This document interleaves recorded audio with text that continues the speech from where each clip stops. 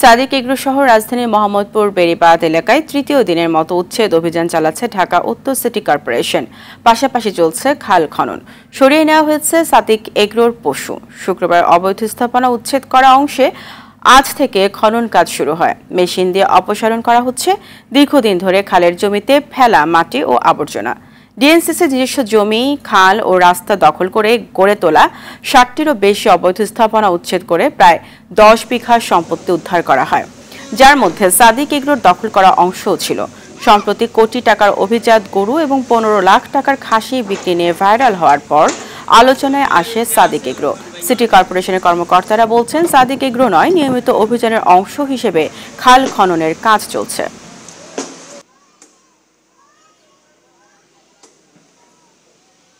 আমাদের এখানকার লোকেই অবস্থান করতে দিচ্ছে, যেখানে থাকেন খালি পইরা রয়েছে। তো আমরা আজকে 17-18 বছর 18 বছর রানিং চলতেছে থাকতেছি। আপনারা জান না কেন, এখন আমরা এই মুহূর্তে কই যাম? অন্তত 3 মাসের একটা সময় দিত। নগদের কাছে সব গ্রাহকই প্রিয়, তাই তো সারা দেশে ক্যাশ আউট চার্জ সবচেয়ে কম। দর্শক, মোহাম্মদপুর বেড়িবাঁধ এলাকায় রয়েছেন সহকর্মী রফিকুল ইসলাম। সরাসরি যোগ দিচ্ছেন তিনি আমাদের সঙ্গে। রফিক, বৃষ্টির মধ্যে উচ্ছেদ অভিযানের অগ্রগতি কেমন দেখছেন? কাদের ছত্রছায়ায় সাদিক এগ্রো নির্বিঘ্নে ব্যবসা করে আসছিল, এই বিষয়ে কিছু জানতে পেরেছেন কিনা জানাবেন। আসলে আজ ঠিক সকাল 10টায় উচ্ছেদ অভিযান শুরু হয়। আমরা সকাল থেকে যেটি জানতে পেরেছিলাম যে আজকে শুধু খাল খনন করা হবে। আমরা এসেও আসলে সেটি দেখেছিলাম, সকাল থেকে একটি লম্বা এক্সিবিটর দিয়ে আসলে খালের যে ময়লা আবর্জনা আছে সেই আবর্জনাগুলো পরিষ্কার করা হচ্ছিল। এরপরে আসলে মুষলধারে বৃষ্টি নামে, বৃষ্টির কারণে কিন্তু কিছুক্ষণ আসলে কাজ বন্ধ ছিল। বৃষ্টি থেমে গেলে কিন্তু আবারও পুনরায় কাজ শুরু হয়। আমরা আসলে দুপুর পর্যন্ত দেখেছি যে খাল খননের চেষ্টা চলছে এবং আশেপাশে যারা বাসিন্দারা রয়েছেন তারা আসলে এটিকে অনেকে সাধুবাদও জানিয়েছেন যে আসলে খাল আগের অবস্থায় চলে আসুক, এটা তারাও চান। কিন্তু আমরা ঠিক আসলে এখন থেকে 20 মিনিট আগে আসলে যেটি দেখতে পারলাম যে সিটি কর্পোরেশন থেকে বেশ কিছু ছোট ছোট এক্সকেভেটর নিয়ে আসা হলো এবং আমি যেখানে দাঁড়িয়ে রয়েছি ঠিক আমার পেছনের যে দোতলা যে ভবন, এখানে পরপর 3টি ভবন রয়েছে। আপনি দেখতে পাচ্ছেন যে এখনও সেখানে উচ্ছেদ করা হচ্ছে। ঠিক এখন থেকে 20 মিনিট আগে আসলে এই উচ্ছেদ অভিযানটি শুরু করা হয়।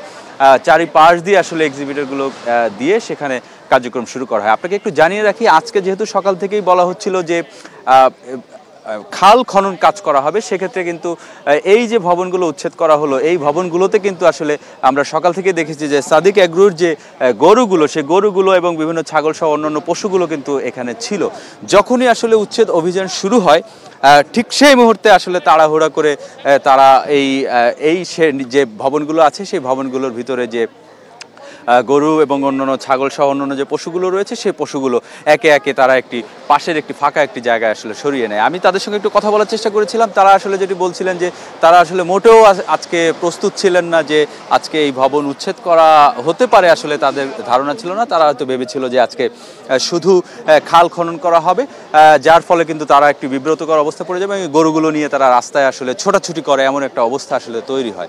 আপনাকে একটু দেখাতে চাই, এই যে খালটা রয়েছে সেই খালটা কিন্তু 130 থেকে 135 ফিট আসলে দূরত্ব। সেই খালটি দখল করতে করতে আসলে কোন জায়গায় নিয়ে যাওয়া হয়েছে আপনি নিশ্চয়ই দেখতে পাচ্ছেন। মাত্র 1 থেকে 1.5 ফুট জায়গার মধ্যে আমরা পানি দেখতে পাচ্ছি। 130 থেকে 135 ফিটের খাল দখল হতে হতে মাত্র 1 থেকে 1.5 ফিট জায়গায় চলে এসেছে। তো এইভাবে আসলে আমরা কথা বলেছিলাম যে এই দীর্ঘদিন ধরে আসলে কিন্তু ধীরে ধীরে প্রভাবশালী মহল সহ অন্যান্যরা এটা দখল করেছে। এরপরে কিন্তু আমরা যেটি জানতে পেরেছি যে এখানে এই দখলকৃত জায়গায় আসলে সাদিক এগ্রোর যে এগ্রো ফার্ম, সেই ফার্মটি গড়ে তোলা হয়েছিল এবং সম্প্রতি কিন্তু আমরা আসলে এই ছাগল কাণ্ডের পর এই দখলের চিত্রগুলো কিন্তু চলে এসেছে। আমরা সিটি কর্পোরেশনের কর্মকর্তা তাদের সঙ্গে কথা বলেছি যে এতদিন নয় কেন, এখন হঠাৎ কেন, এর আগেও তো দখল করা হয়েছে। তারা আমাদেরকে আসলে যেটি বলছেন, তাদের অনেক বড় এলাকা, তাদের অনেক সীমাবদ্ধতা রয়েছে, জনবল সংকট রয়েছে। তারা ধীরে ধীরে চেষ্টা করবেন রাজধানীতে যত খাল রয়েছে এই খালগুলোর অবৈধ স্থাপনাগুলো উচ্ছেদ করবেন। বিশেষ করে এই রামচন্দ্রপুর খালের আশেপাশে যতগুলো স্থাপনা রয়েছে, শুধু খালের মাঝে না, খালের যে ম্যাপ রয়েছে সেই ম্যাপ ছাড়াও যে খালের পাশে আসলে একটা নীতিমালা রয়েছে যে খালের পাশে 10 ফিট জায়গার মধ্যে কোনো বহুতল ভবন করা যায় না, সে এরকম যদি কোনো ভবন বা পাকা ভবন তারা দেখতে পায় সেগুলোও কিন্তু তারা গুড়িয়ে দেবেন বলে আমাদেরকে জানাচ্ছেন। আসলে এখন দেখার বিষয় কত দিনে আসলে রাজধানীর খালগুলো দূষণমুক্ত হয়, দখলমুক্ত হয়, সেটি এখন আসলে দেখার বিষয়। তো ফারিয়া, এই ছিল আসলে রাজধানীর মোহাম্মদপুর বেড়িবাঁধ থেকে উচ্ছেদের সর্বশেষ তথ্য। আপনাকে ধন্যবাদ।